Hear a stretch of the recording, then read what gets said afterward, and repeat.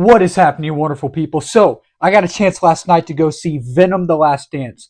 And in this movie, it ends a trilogy, and we follow Eddie and Venom as they're going on this type of road trip, but also running from, I'm going to butcher his name, but Tool Ejiofor, his men, or his soldiers, and then a xenophage from Noel.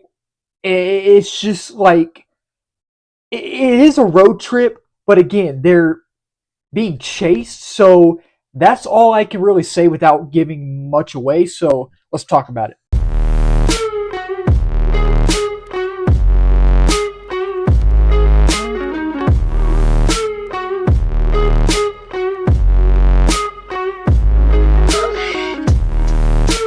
So, as someone who is a Marvel fan, and as someone who is a fan of both of these, the first two Venom films, and this one, I if I were to rank them right now, I would put the second one first because I love the second one, man. I don't care what anybody says. I had a blast with the second one, and then the first one second. Who doesn't love the first one? I know a lot of people like it, a lot of people don't. I personally really enjoyed that film, and then this one would be in last place, and I know a lot of people aren't liking this one. A lot of people are. I'm someone who really enjoyed this film. I definitely watch it again. I went to an advanced screening last night for it. I had a blast. My theater was having a blast. It doesn't release in theaters until tomorrow, but the review embargo lifts today at 2 for me. So I'm filming this early, and I'm going to post it at that time. So you know what you're going to get in these Venom films. Are they perfect? Absolutely not. Was this film perfect? No, it wasn't. But you get that goofy, wacky, hilarious Venom comedy that you had in the first two and this one, but dial it up by 10 or 20, and the humor worked. And I gotta say, the action was great. The action was pretty rad. There were some things that happened in this film in the final battle. I won't say what they are because I was not expecting that to actually happen, and it did. It's not like, like bonkers crazy. It's not, but it was still cool. It was still cool to see what happened. You'll know what I'm talking about. And again, the action was good. It was good. It was rad. You know what I mean? It really was. You know what you're going to get in these Venom films. But the heart and soul of all three of these Venom films is the dynamic between Eddie and Venom. That was what I was most excited for. I know that's what y'all were most excited for.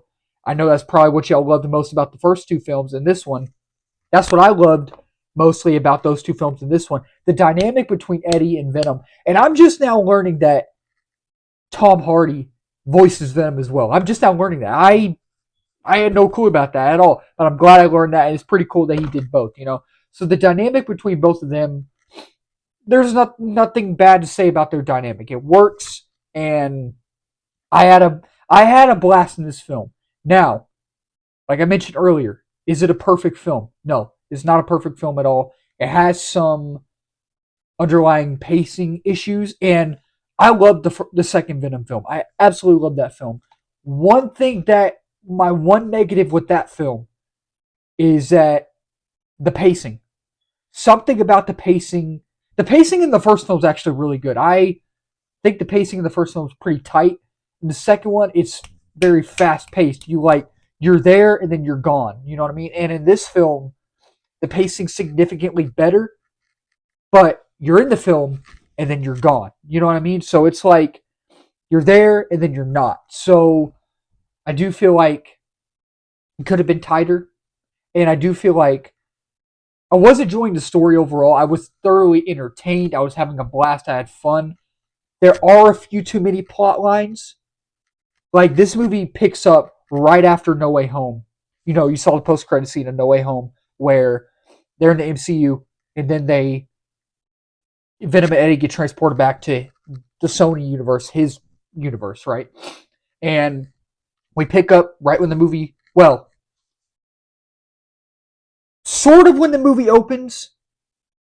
Say the second part of when the movie opens, if that makes sense.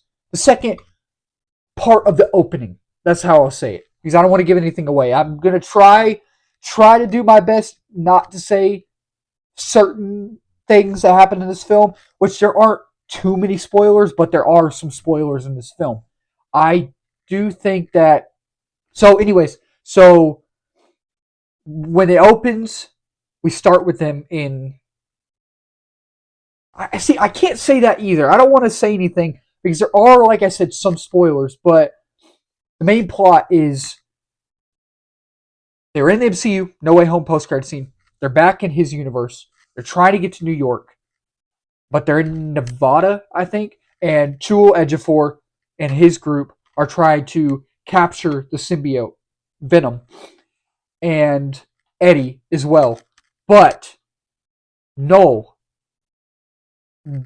I will touch on Noel in a minute, but there's a xenophage sent by Noel on Earth, actually a few, to get this codex key that Noel needs to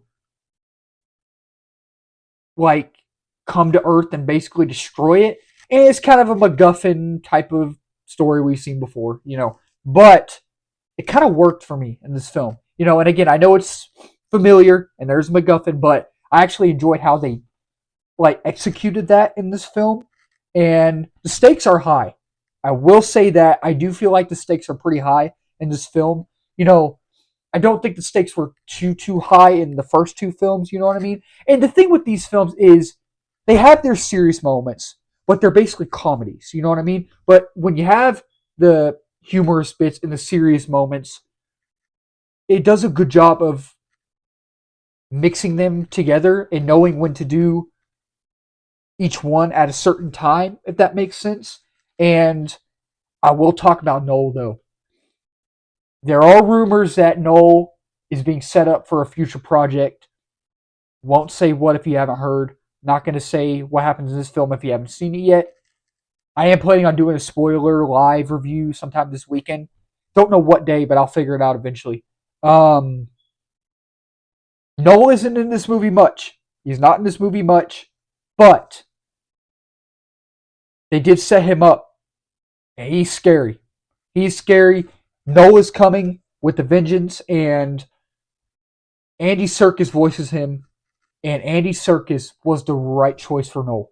I cannot wait to see what they do with Noel in that project if the rumors are true, which I believe they are.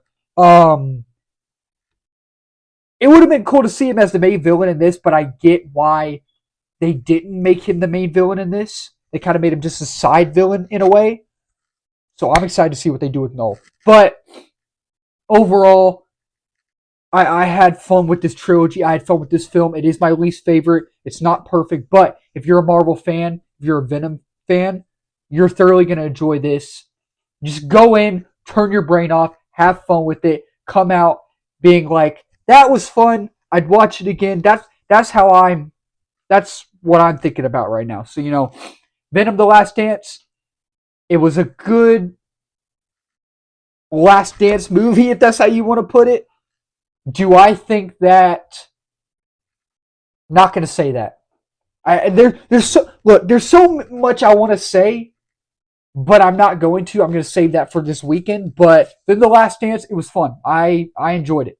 So that'll wrap up this video. Thank y'all so much for watching. Do not forget to subscribe, like, comment, share on this video. We are at 482 subs right now. 500 is the next big milestone. And then 6, 7, 8, 9, then 1K. And beyond that, I'm grateful for all y'all. Thank you always so much for being here. And y'all comment down below. Tell me what y'all thought about Venom The Last Dance. Did y'all like it? What y'all think of this trilogy? Did y'all enjoy it? Did y'all hate every single movie? Let's talk about it down below. And if you're new to the channel, I do movie reviews, TV show reviews, trailer reactions, live streams, and movie news, all that wonderful movie stuff under the movie umbrella. And yeah, I'm sad this trilogy's over, but I had fun with it. I really did, and I really am sad. But it was fun while it lasted. It was a good last dance. Keep talking movies, my wonderful people. Cheers.